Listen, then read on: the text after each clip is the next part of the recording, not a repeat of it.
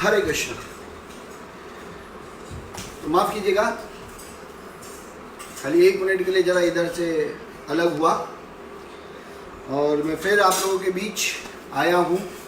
Thank you, आप सब लोग आए हैं यहाँ पे और हम फिर से चर्चा शुरू करेंगे। हमारे जो 2 दिन का सेमिनार हुआ है रामानुजाचार्य के ऊपर, आज उसका तीसरा दिन है। ये तीसरे दिन में हम कल का थोड़ा सा एक चर्चा कर लेंगे कि कल कैसे हमने यमुनाचार्य के बारे में डिस्कशन किया था और कैसे बताया था कि ये 12 साल के एक छोटे से पुत्र थे और ये बालक होके एक कोलाहल करके जो महान एक पंडित थे जो शास्त्रों में निपुण थे और उन्होंने इस जगत में मैक्सिमम सभी लोगों को हरा दिया था। उनको 3 सवाल दे के हरा दिया बहुत आसानी से, आप देखिए। और ये 3 तरह से हराने के कारण, बिल्कुल ठीक है, तो जब हरा दिया और हराने के कारण क्या हुआ, वो खुद राजा बन गए और 35 साल तक की उम्र तक उन्होंने राज किया। और 35 साल तक उम्र में राज करने के बाद उनके जो दादाजी थे श्रीनाथ मुनि, उनको जब ये पता चलता है कि किस तरह से उनका जो पोता है, पोता किस तरह से शरीर, मतलब आप समझिए इस भौतिक जगत में लगा दिया और अपना जो समय है, जो भक्ति है, उन सबको वो ख़त्म कर रहा है, नष्ट कर रहा है।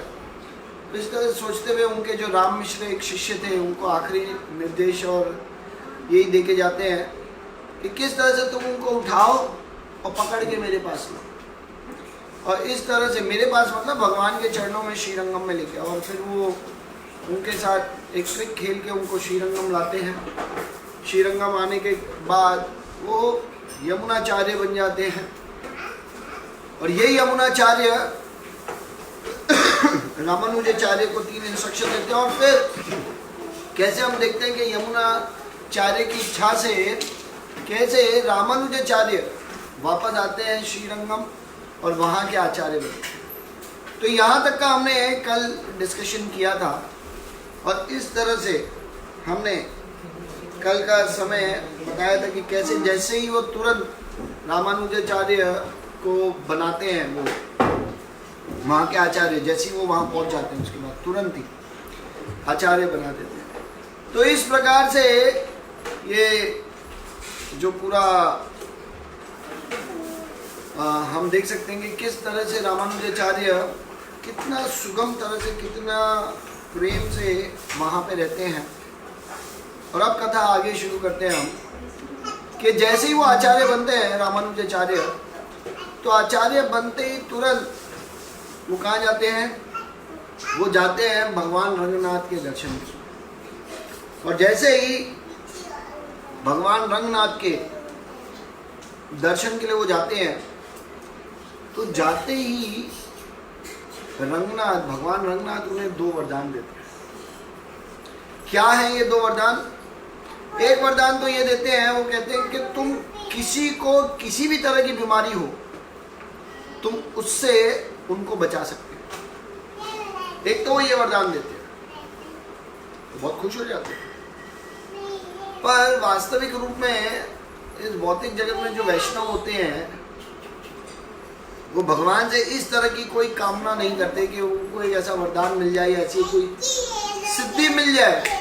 और सिद्धि मिल जाने के कारण उनको, इन लोगों को ठीक करना, उनके जो भौतिक जगत की जो अवस्थी है उनको बेटर बनाना, इसमें रुचि नहीं होती वैष्णव की। वैष्णव की रुचि इसमें होती है कि वो चाहते हैं लोगों को भगवान के कमल चरणों तक लेके आए, और इसमें उनको भगवान का प्रेम ये था। और दूसरा भगवान रंगनाथ, क्योंकि रंगनाथ की इच्छा है, कुछ भी वरदान दे सकते हैं, तो रंगनाथ उन्हें एक और दूसरा वरदान देते हैं। और दूसरा वरदान ये देते हैं कि तुम इस जगत में किसी को भी, इस जगत में किसी को भी माया से बचा सकते हैं, उसकी माया से रक्षा करके उसको भगवान का भक्त बना सकते हैं। ये श्रेष्ठ वरदान।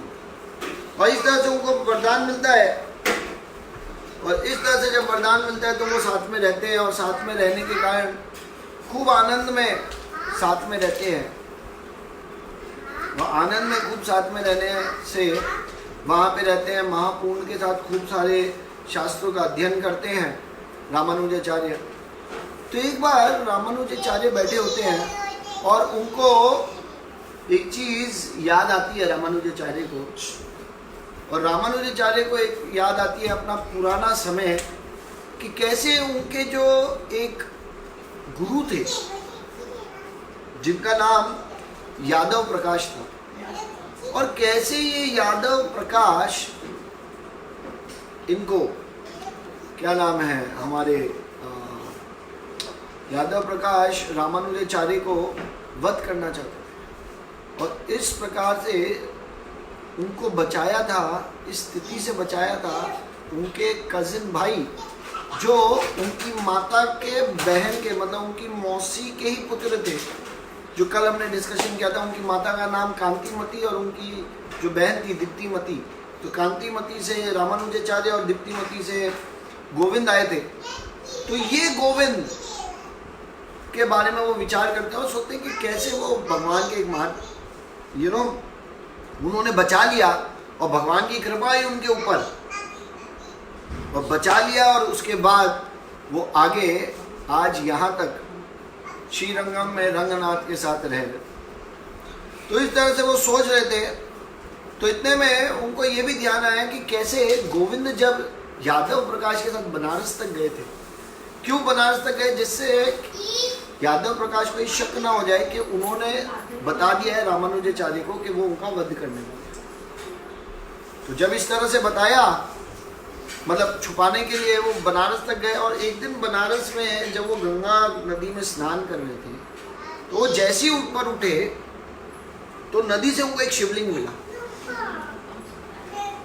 और ये शिवलिंग जैसे उनको मिला तो उनको ये लगा कि भगवान ने स्वयं चाहा है उन्हें कि मैं उन भगवान के साथ रहूं। तो वो अपने गुरु यादव प्रकाश को बोल देते हैं कि आप वापस जाइए, मैं यहाँ पे भगवान कृष्ण की भगवान शिव की भक्ति करूँगा। और वैसे वो शिवाइट्स बन जाते हैं।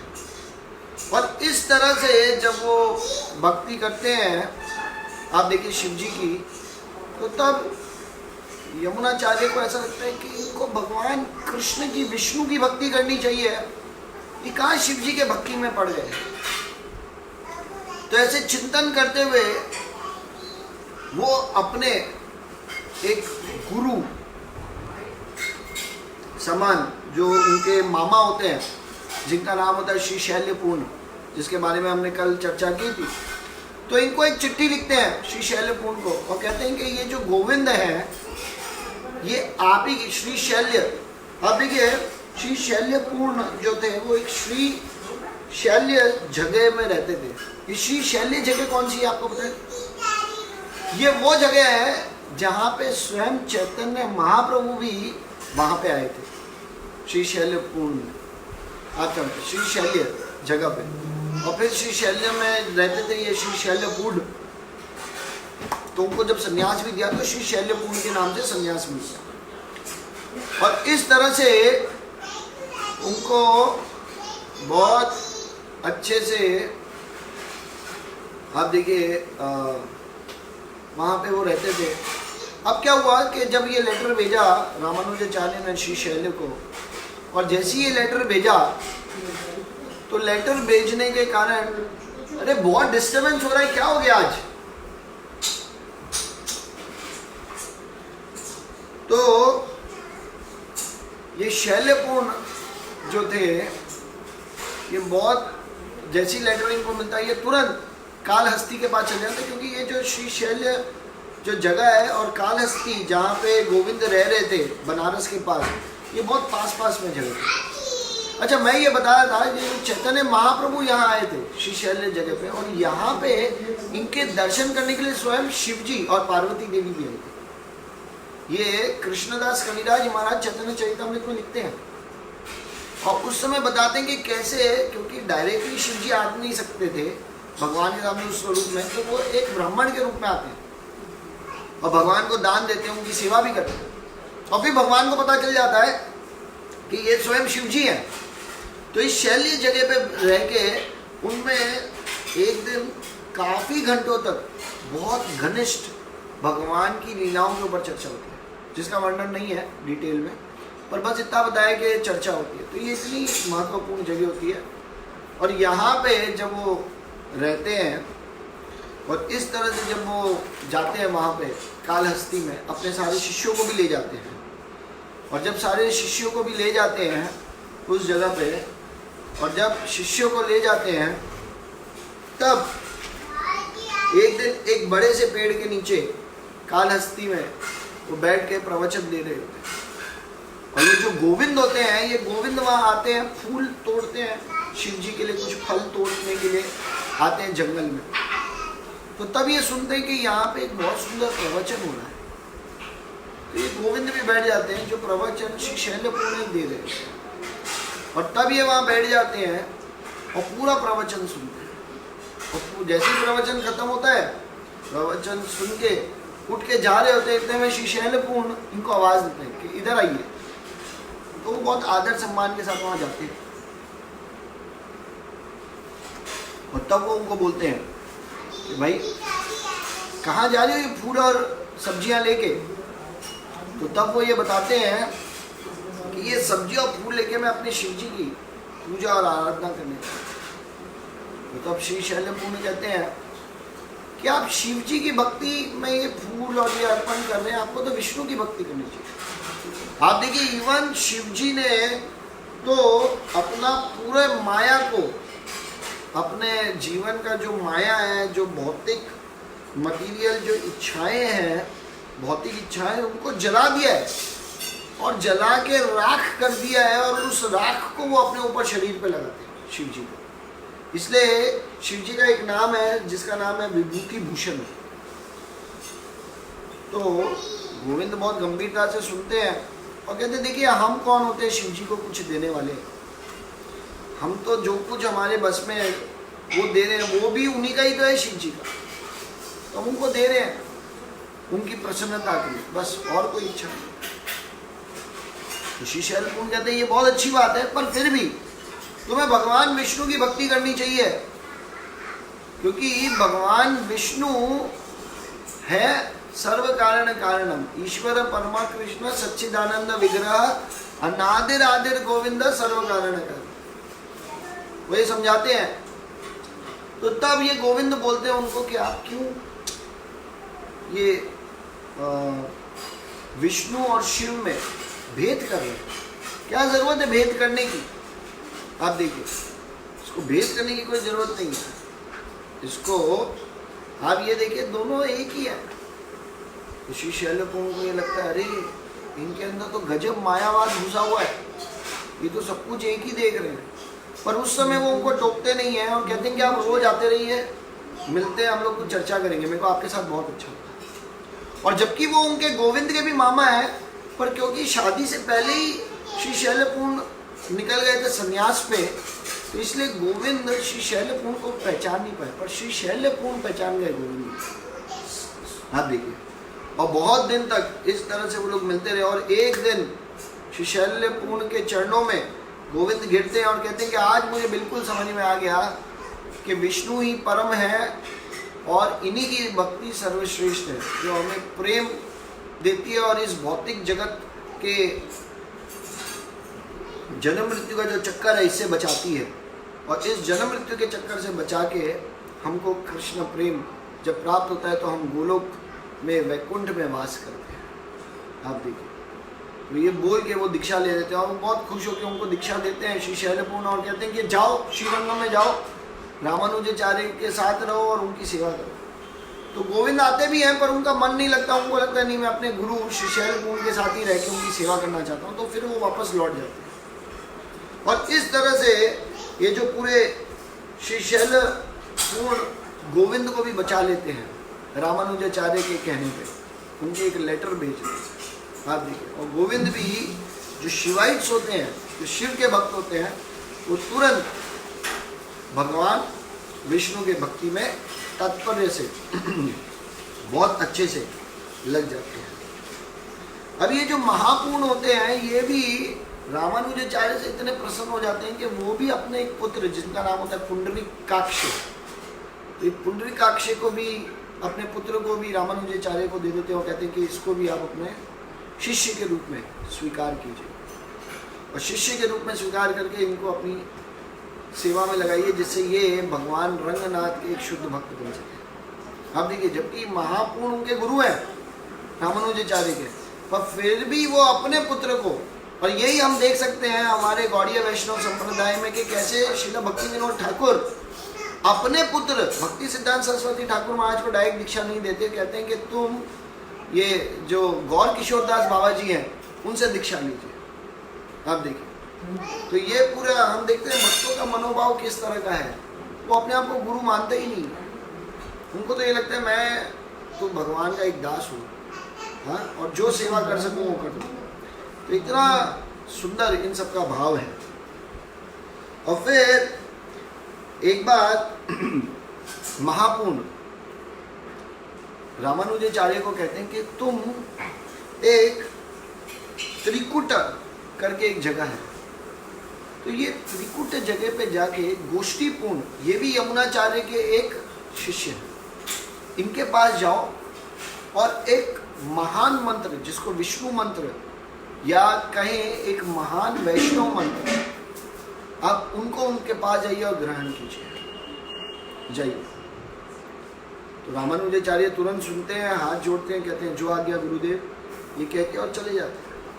और गोष्ठीपूर्ण के पास जाते हैं और कहते हैं त्रिकूट में जाके, और कहते हैं कि मुझे मेरे गुरु महापूर्ण ने भेजा है, जो आपके गुरु भाई हैं, और उन्होंने कहा है कि आपसे मुझे ये महान वैष्णव विष्णु मंत्र चाहिए।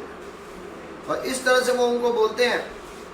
तो तब क्या होता है कि जो गोष्ठीपूर्ण होते हैं वो काफ़ी देर तक विचार करते हैं, और फिर वो कहते हैं कि देखिए अब मैंने किसी को भी मंत्र देना बंद कर दिया है, अगर अब मैं कभी मंत्र दूंगा आगे तो आपको बताऊंगा।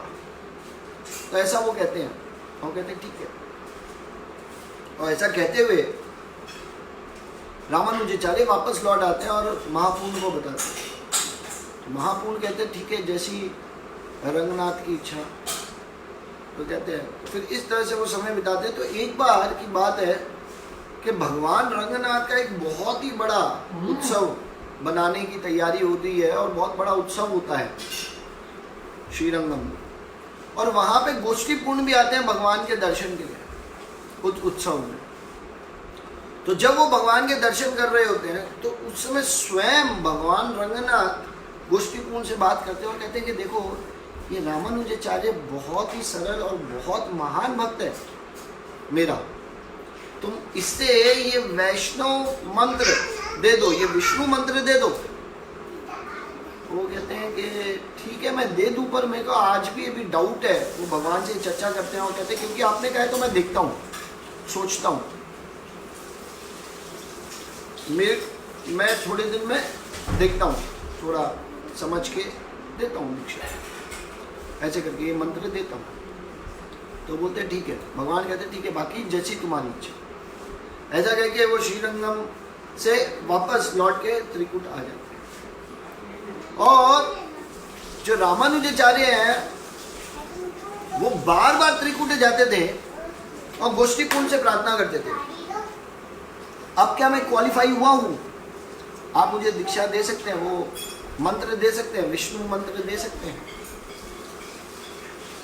तो वो कहते थे नहीं अभी नहीं दे सकता। ऐसे करके उनको बार बार भेज देते थे, और ऐसे 18 बार आप देखिए रामानुजाचार्य सिर्फ ये मंत्र लेने के लिए बार बार गोष्ठीपूर्ण के पास जाते हैं, और 18 बार के बाद जब वापस आते हैं तो गोष्ठीपूर्ण उस समय भी मना कर देते हैं, जबकि भगवान रंगनाथ ने उनको कह दिया कि दीक्षा दे दो, तो भी वो मना कर देते हैं।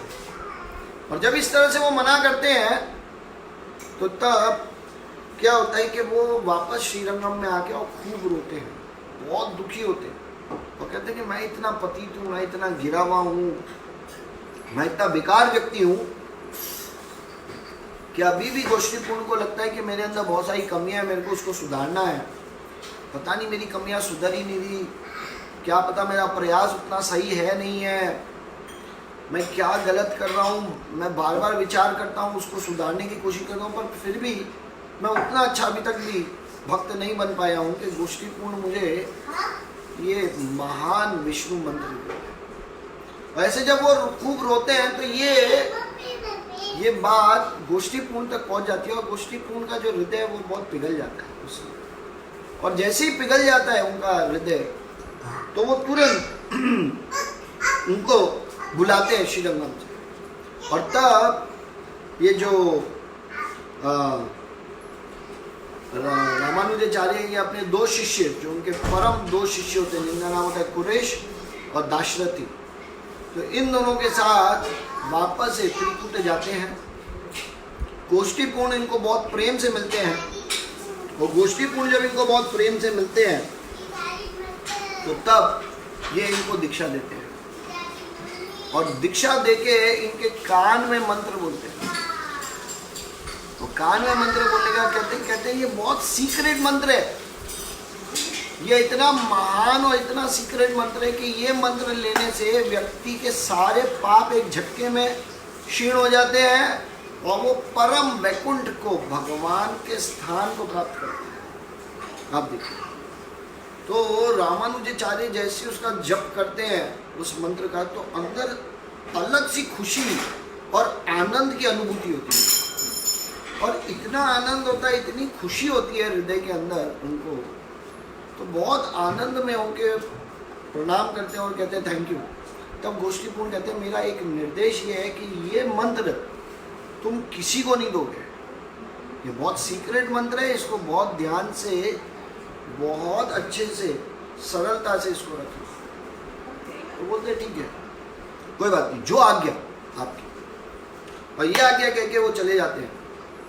और त्रिकुट में ही एक महान विष्णु का मंदिर होता है, और वहां विष्णु के मंदिर में वो देखते हैं कि लाखों की संख्याओं में लोग आते हैं दर्शन करने के लिए। और ये सारे लोग इतने दुखी हैं क्योंकि इन लोगों ने इतने पाप किए हैं अपने पिछले जन्मों में और इस जन्मों में, कि कर्म बंधन के कारण इनके जीवन में सिर्फ दुख और दुख ही आता है और कुछ नहीं आता। और इस तरह से इनका हृदय इतना दुखी हो जाता है, इतना परेशान हो जाता है कि ये क्या करते हैं कि सब जगह अनाउंस करते हैं जोर से कि मैं तुमको एक बहुत बड़ा खजाना देने वाला हूँ, और ये खजाना जब तुम्हें मिल जाएगा तो तुम इस जगत में सबसे ज़्यादा धनी व्यक्ति हो जाओगे। और जैसे ही वो ये अनाउंस कर देते हैं रामानुजाचार्य, और फिर सबको बोलते हैं कि आइए मंदिर के पास आइए। तो सभी लोग, अब किसी को ये पता चले कि एक व्यक्ति आपको एक ट्रेजर देने वाला है, एक खजाना देने वाला है, जिससे आप सभी लोग रईस हो जाएंगे, सबसे ज़्यादा धनवान हो जाएंगे, तो कौन अटकेगा भाई? सब लोग भाग के वहाँ पहुँचते हैं। और तब वो ऊंचे खड़े होके तब वो ये बोलते हैं जोर से, सबको ये मंत्र देते हैं। और मंत्र क्या देते हैं सबको? ओम नमो नारायणाय। वो ये मंत्र जोर से चिल्लाते हैं, ओम नमो नारायणाय, 3 बार बोलते हैं ओम नमो नारायणाय, ऐसे करके। और कहते हैं आप सभी लोग इसका जप कीजिए। और जब सब लोग इसका जप करते हैं तो उनके हृदय में एक आनंद और प्रेम की अनुभूति होती है। और जैसी ही अनुभूति होती है तो लोगों को ये लगता है कि हम यहाँ पे आए थे कुछ धन के लिए, जो कांच के टूटे हुए टुकड़ों के समान है, कांच के जो टूटे हुए टुकड़े हैं उनके समान है। हमको तो भगवान का महान प्रेम मिल गया, इससे ऊंचा कोई नहीं। और यही वो सीक्रेट मंत्र होता है जो विष्णु मंत्र होता है। आप देखिए, और सबको फैला देते हैं जोर से। और फिर जब वो सबको फैला देते हैं और इतने संतुष्टि की अनुभूति करते हैं, और फिर अपने दोनों शिष्यों को कहते हैं कि चलो हम फिर मेरे जो गुरु हैं गोष्ठीपूर्ण, उनसे मिलने चलते हैं। और जब इस तरह से वो गोष्ठीपूर्ण से मिलने जाते हैं, और जैसे ही गोष्ठीपूर्ण से मिलने जाते हैं, वो गोष्ठीपूर्ण को भी ये बात पता चल जाती है, क्योंकि लाखों लोगों को ये बात बता दी है। तो जैसे ही वो वहाँ मिलने जाते हैं गोष्ठीपूर्ण से, तो गोष्ठीपूर्ण इतना नाराज़ हो जाते हैं, इतना गुस्से में आते हैं। आप देखिए और इतना मतलब गुस्से से कांपने लगते हैं। वो कहते हैं तुम मेरी नजर से दूर हट जाओ, तुमने मेरी आज्ञा का अनादर किया है, और ऐसा शिष्य नरक में गिरता है, तुम नरक में गिरोगे, तुमने मेरा अनादर किया है। और इतने महान मंत्र को तुमने पब्लिकली सबको बता दिया, तुम गिर जाओगे, नरक में गिरोगे। और बहुत डांटते हैं और कहते हैं मैं तुम्हारी शक्ल नहीं देखना चाहता, यहाँ से भाग जाओ, ऐसे वो बोलते हैं। तो रामानुजाचार्य बहुत ही विनम्रता के साथ, बहुत प्रेम के साथ उनके चरणों में गिरते हैं और कहते हैं हाँ मैंने गलती की है, मैं आपका दोषी हूँ, मैंने आपकी बात नहीं मानी, आपके आज्ञा का, आप देखिए आपके आज्ञा को तोड़ा है, तो इसलिए मैं दोषी तो हूँ।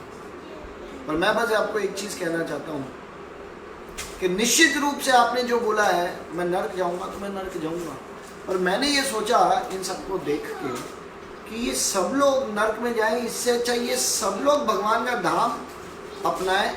और इसके कारण अगर मैं नरक में, तो एक व्यक्ति अगर नरक में जाए बाकी सब धाम में चले जाए, भगवान के वैकुंठ में चले जाए, तो इससे अच्छा क्या होगा। और ये सोच के मैंने सब जगह फैला दिया, इसलिए मैं नरक में चला जाऊं और ये सब भगवान के धाम को प्राप्त करे, ये मुझे इससे ज़्यादा खुशी कुछ नहीं होगी। और ये जब वो बोलते हैं तो तब वो बहुत ही जो गोष्ठीपूर्ण होते हैं उनका हृदय एकदम पिघल जाता है, जो गुस्सा होता है, जो क्रोध होता है वो एकदम से शांत हो जाता है। और शांत जब हो जाता है इनका क्रोध, तब वो ये बोलते हैं कि नहीं नहीं मैं समझ गया, क्यों महापूर्ण तुम्हारी इतनी तारीफ कर रहे थे, क्यों रंगनाथ कह रहे थे कि तुम्हें ये जो विष्णु मंत्र है ये देना चाहिए। आज मुझे पता चला कि तुम्हारा हृदय इतना बड़ा है, लोगों के लिए तुम नरक जाने के लिए तैयार हो। ऐसे गुरु, ऐसे भगवान के महान भक्त इस संसार में कहाँ हुए हैं। तो मैं तुमसे बहुत प्रसन्न हूँ और तुमने जो कार्य किया है बहुत सही किया है। और ऐसे करके वो उनके साथ बैठते हैं और प्रेम का आदान प्रदान करते हैं, और इस तरह से गोष्ठीपूर्ण भी उनसे बहुत संतुष्ट हो जाते हैं। और फिर वो लौट के रामानुजाचार्य वापस श्रीरंगम आते हैं, और श्रीरंगम में साथ में उनके दोनों शिष्य जो कुरेश और दाशरथी भी आते हैं। अब रामानुजाचार्य जब रंगनाथ मंदिर में आ चुके होते हैं, मतलब श्रीरंगम आ चुके होते हैं, तो उस समय इनके दो ये मुख्य शिष्य होते हैं, कुरेश और दाशरथी। तो एक दिन कुरेश इनके पास आते हैं और इनको ये बोलते हैं कि देखिए मुझे गुरु महाराज एक भगवत गीता का एक श्लोक है, जो श्लोक है 18वें अध्याय का 66 श्लोक है कि सर्वधर्मान परित्यज्य माम एकम शरणम व्रजः अहम त्वं सर्व पापेभ्यो मोक्षयिष्यामि मा शुचः।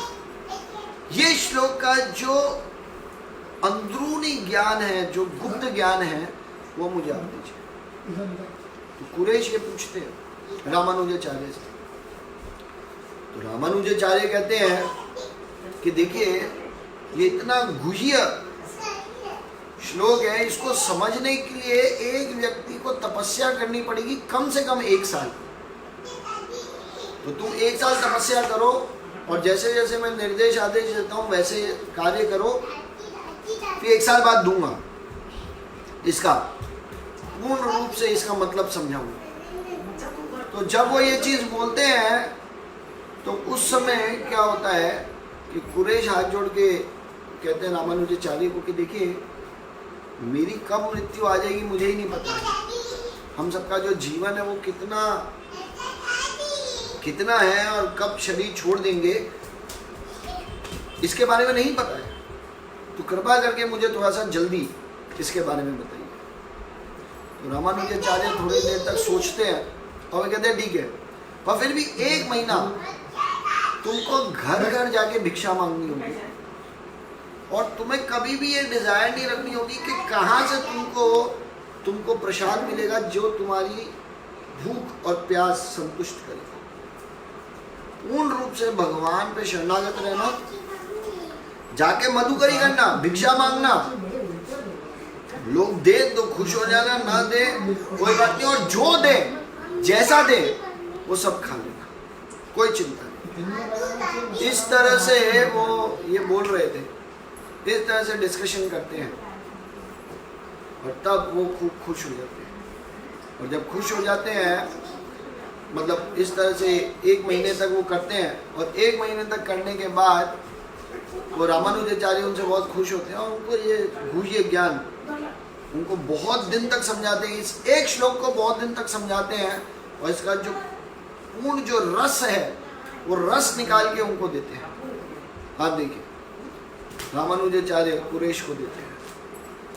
अब क्या होता है कि कुरेश को तो मिल जाता है रस, अब फिर दाशरथी आते हैं और दाशरथी कहते हैं कि हे गुरुदेव रामानुजाचार्य को कि मुझे भी आप कृपा करके, गुरु महाराज मुझे भी आप ये जो श्लोक है, सर्वधर्मान् परित्यज्य मामेकं शरणं व्रज अहम त्वं सर्व पापेभ्यो मोक्षयिष्यामि मा शुचः, इसका इनर मीनिंग, इसका जो डीप में जो गुह्य ज्ञान है वो मुझे भी कृपा करके प्रदान करें। रामानुजाचार्य थोड़ी देर तक सोचते हैं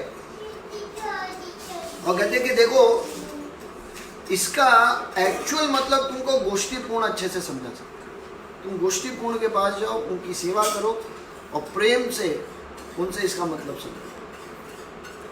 तो दाशरथी इतने विनम्र होते हैं तो वो वहाँ से चले जाते हैं तुरंत, और वहाँ जाते हैं, गोष्ठीपूर्ण के साथ रहते हैं और 6 महीने तक उनकी सेवा करते हैं।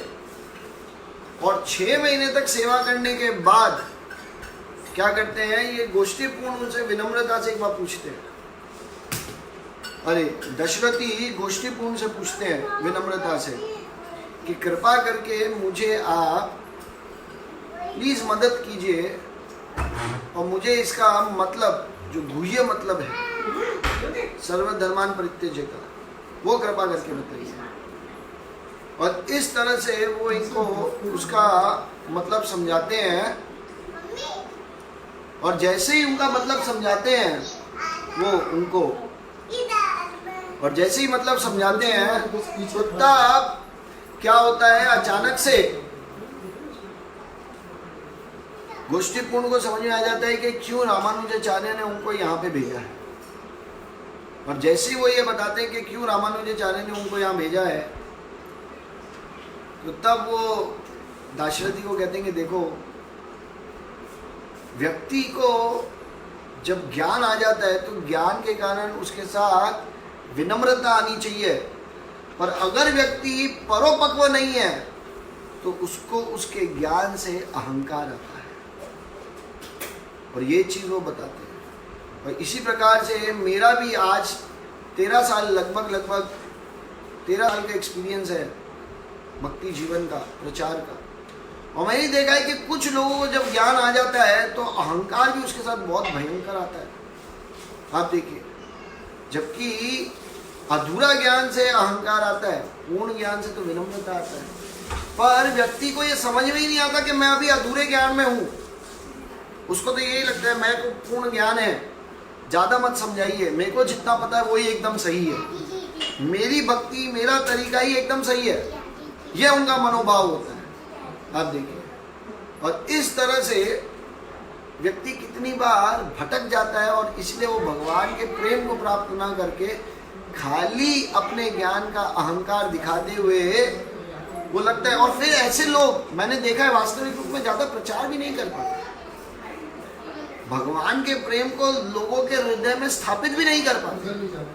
आप देखिए, और यही गोष्ठीपूर्ण भी समझा रहे हैं दाशरथी को कि ज्ञान आने से विनम्रता आनी बहुत जरूरी है। अगर विनम्रता नहीं आई तो वो ज्ञान एकदम बेकार हो गया, एकदम खत्म हो गया, उस ज्ञान का कोई मतलब ही नहीं है। और इस तरह से वो समझाते हैं और फिर कहते हैं पर मैं समझ गया हूँ कि तुम बहुत विनम्र हो। गोष्ठीपूर्ण दाशरथी को कहते हैं कि मैं ये समझ चुका हूँ कि तुम्हारे अंदर बहुत विनम्रता है, और क्योंकि तुम्हारे अंदर बहुत विनम्रता है तो तुम जाओ रामानुजाचार्य के पास ही वापस जाओ और वही तुम्हें बताएंगे। और जैसे ही दाशरथी ये सुनते हैं तो कहते हैं ठीक है, जो आपकी आज्ञा। मतलब आप सोचिए, उसके बाद उनको कोई कंप्लेन नहीं है, वो ये नहीं सोच रहे कि क्या चल रहा है मेरे साथ। एक श्लोक को समझाने के लिए पहले मैंने रामानुजाचार्य से पूछा, उन्होंने मेरे को गोष्ठीपूर्ण के पास भेज दिया। अब 6 महीने गोष्ठीपूर्ण की सेवा करी। अब सेवा करने के बाद आज गोष्ठीपूर्ण से ये पूछा तो उन्होंने मेरे को कहा वापस जाओ रामानुजाचार्य के पास, रामानुजाचार्य समझाएंगे। ऐसी कोई कंप्लेन नहीं, कोई शिकायत नहीं। उन्होंने कहा ठीक है जैसे आप किया। जरूर मेरे अंदर ही कोई दोष होगा, इसलिए आप लोग सब लोग मेरे को उसी समय नहीं दे पा रहे, तो ठीक है, मैं शुद्धि के लिए अपने आप को और बेटर बनाने के प्रयास में आगे बढ़ूंगा। ये एक भक्त की विनम्रता है। अब जैसे ही वो वहां पहुंचते हैं रामानुजाचार्य के पास वापस से श्रीरंगम में दाशरथी, तो उसी समय महापूर्ण की बेटी जिसका नाम होता है अतुलई, ये वहां आ जाती है। और ये अतुलई जब वहां पे आती है तो कहते हैं रामानुजाचार्य के समीप खड़े होकर कहती है कि हे भ्राताश्री। क्यों भ्राता हुए वो उनके? क्योंकि रामानुजाचार्य को दीक्षा किसने दी है? महापूर्ण। तो महापूर्ण जब दीक्षा दी तो वो उनके लिए एक पुत्र के समान हो गए। और ऐसी उनकी जो पुत्री है वो इसलिए रामानुजाचार्य की बहन हुई। तो इसलिए वो कहते हैं कि भ्राताश्री, मेरे को एक बहुत बड़ा कष्ट है। और कष्ट लेके मैं अपने पिता पे गई थी महापूर्ण पे, पर फिर महापूर्ण ने कहा कि देखो मैं तो कुछ नहीं कर सकता, तुम रामानुजाचार्य के पास जाओ, देखो अगर वो उनके पास कोई समाधान हो। तो रामानुजाचार्य ने कहा कि हाँ बताइए क्या है आपका कष्ट। तो बता दी कि देखिए मेरी शादी हो गई है, मेरे पति हैं, मैं अपने सास ससुर के साथ रहती हूँ घर में और घर के सारे कार्य भी करती हूँ, और मुझे जाना पड़ता है 2 माइल दूर जाना पड़ता है पानी को सिर्फ लाने के लिए घर में। तो 2 माइल तक जाना, वहाँ से लाना, और वो रास्ता भी बहुत खराब है। अब इसके लिए मैं कहाँ भटकूँ, मतलब कितनी बार जाना पड़ता है, कितनी बार पानी लेके आना पड़ता है दिन में, बहुत मुश्किल पड़ती है। तो मैंने एक बार अपनी सास को कहा कि भाई माताश्री हमको एक नौकर रख लेना चाहिए। तो वो तुरंत मेरे ऊपर बहुत क्रोधित हो गई और कहती है अगर तुमको नौकर ही चाहिए तो एक काम करो, अपने पिता को बोलो और कोई नौकर भेजे दो। तो मैं अपने पिता के पास गई और उनको बोला, तो मेरे पिताजी ने कहा कि भाई मैं तो इसमें क्या कर सकता हूँ, जाओ रामानुजाचार्य। रामानुजाचार्य कहते अरे ये तो कोई बहुत बड़ी बात नहीं है, मेरे पास तो एक ब्राह्मण है, वो तुम्हारा रसोई भी बनाएंगे, तुम्हारे लिए पानी भी ले आएंगे और तुम्हारे कार्य में, घर के कार्य में हाथ भी बटाएंगे, कोई चिंता नहीं। और रामानुजाचार्य तुरंत दाशरथी की तरफ देखने लगे। तो सिर्फ देखने मात्र से दाशरथी की तरफ दाशरथी समझ गए, और दाशरथी तुरंत खड़े हुए और अतुलई को कहा कि चलिए कहाँ चल रहे। उनके घर गए और 6 महीने तक, आप देखिए 6 महीने तक उनके घर में रहे, रसोइये बन के रहे, उनके घर के कार्य करते थे, कामकाज करते थे और इस तरह से अपना जीवन व्यतीत कर रहे थे। और कहीं भी उन्होंने ये बताने की कोशिश नहीं की कि मैं कितना महान भक्त हूँ। विनम्रता से उनके घर के कार्य करते थे जो बहुत ही तुच्छ कार्य थे, छोटे मोटे कार्य थे। पानी भर के लाना दूर से 2 माइल से रोज, कितनी बार जाके लेके आना, खाना बनाना, घर की सफाई करना, इन सब कार्य में वो लगे रहते थे उनके। तो 6 महीने बाद एक बार एक वैष्णव उस गांव में आए जिसमें अतुलई और दाशरथी रहते थे, और वहाँ पे वो एक प्रवचन दे रहे थे जिसमें दाशरथी भी गए सुनने उनको। तो उस प्रवचन को देते रहते उसमें उन्होंने देखा कि इस प्रवचन में ये मायावाद भी अंदर है। इनके प्रवचन में ये जो वैष्णव संत हैं ये पूर्ण रूप से प्रेम की बात नहीं कर रहे भगवान से, इसमें मायावाद कहीं ना कहीं है। तो खड़े होके कहते हैं कि देखिए ये जो आपने प्रवचन दिया है, इस प्रवचन के अंदर यहाँ आपने ये मायावाद की बात की है और ये सही नहीं है। तो इतने में वो वैष्णव एकदम क्रोध में आ गया और कहते कि तुम मूर्ख, एक घर के रसोइये, और मुझे समझाओगे भक्ति क्या है, शास्त्रों का ज्ञान क्या है, ज़्यादा समझाने की जरूरत नहीं है। तुम्हें अपना कर्तव्य दिखाना है तो किचन में दिखाओ, मेरे सामने मत दिखाओ। तो बहुत विनम्रता के साथ वो कहते हैं कि ठीक है वो तो मैं दिखा दूंगा, पर मैं फिर भी चाहता हूँ कि आप सब लोग एक बार सुने इसका वास्तविक मतलब क्या है? तो वो अहंकार में बोलते हैं हाँ सुनाओ सुनाओ। तो तब वो बताते हैं कि कैसे भगवान का प्रेम महत्वपूर्ण है, और उस जगह उनकी बातों को कैसे वो प्रेम से करेक्ट करते हैं। और पूरे गांव के लोग बैठे होते हैं और सब लोग हक्के बक्के रह जाते हैं। इवन वो जो वैष्णव संत होते हैं वो भी हक्के बक्के रह जाते हैं। वो कहते हैं अरे वाह, इतनी सुंदर तरह से इन्होंने व्याख्या की है, ये तो मैं भी नहीं कर पाया। तो फिर वो पूछते हैं आप कौन है? तो वो हाथ जोड़ के प्रेम से कहते हैं कि मैं रामानुजाचार्य का एक दास हूँ, तुच्छ शिष्य। तो कहते हैं अच्छा क्या नाम है आपका? तो कहते हैं मेरा नाम है दाशरथी। तो जैसे ही सुनते तो पूरे गांव में खलबली मच जाती है, क्योंकि दाशरथी एक बहुत महान भक्त होते हैं भगवान के, और वो भी बहुत फेमस होते हैं। अब देखिए, तो जैसे ये पता चलता है तो पूरे गांव वाले भागते हैं रामानुजाचार्य के पास। वो कहते हैं अरे हमारे ऊपर क्यों पाप लगवा रहे हो? हमारे गांव में स्पेशली अतुला ही आती है, उनका पूरा परिवार आता है, और हाथ जोड़ के रामानुजाचार्य को कहते हैं इनको वापस बुलाइए। हम इनको अपने घर में इतना छोटे मोटे कार्यों की अपनी सेवा में लगा रखा है इनको, जबकि इनकी सेवा हमको करनी चाहिए, तो प्लीज वापस बुला लीजिए। जब वो बोलते हैं तो रामानुजाचार्य कहते हैं अरे मैं बुलाऊंगा नहीं, मैं खुद चलता हूँ आपके पास उनको वापस लाने। तो रामानुजाचार्य फिर उनके पास जाते हैं वहां पे, और दाशरथी उनको देख के दंडवत करते हैं और कहते हैं कि तुम्हारी विनम्रता से मैं इतना खुश हूं, क्योंकि कहीं ना कहीं मैं थोड़ा बहुत भी अंदर बहुत सूक्ष्म रूप में तुम्हारे अंदर अहंकार दिखता था, और वही गोष्ठीपूर्ण ने भी देखा। पर आज मैं देख पा रहा हूं वो सब कुछ खत्म हो गया, सूक्ष्म रूप में भी तुम्हारे अंदर नहीं है अहंकार। तो चलो मेरे साथ वापस, और मैं तुम्हें ये जो सर्व धर्मान परित्यज्य माम एकम शरणम व्रज अहम त्वं सर्व पापेभ्यो मोक्षयिष्यामि मा शुचा, इसका गुह्य ज्ञान प्रदान करता। तो सोचिए एक श्लोक का मतलब समझने के लिए उनको 1 साल लग गया। 6 महीना गोष्ठीपूर्ण और 6 महीना अतुलई के वहां पे रसोइये और घर के काम काज कार्य करने। सोचिए, और हम लोग जब श्लोक आता है हमारे सामने, हम इतना जनरली ऐसे ही साधारण रूप से देख लेते हैं, और साधारण रूप से देखने के कारण हमको लगता है अरे हमको तो सब पता है, ये श्लोक है ही क्या, इतना आसान है। पर हम ये समझ नहीं पाते कि ये भगवान के मुखारविंद से निकला है हर एक श्लोक भगवद गीता का। तो ये स्वयं कृष्ण है, तो इसका कितना आदर करना चाहिए, और एकदम प्रार्थना के भाव से हमको भगवद गीता और भागवतम को पढ़ना चाहिए।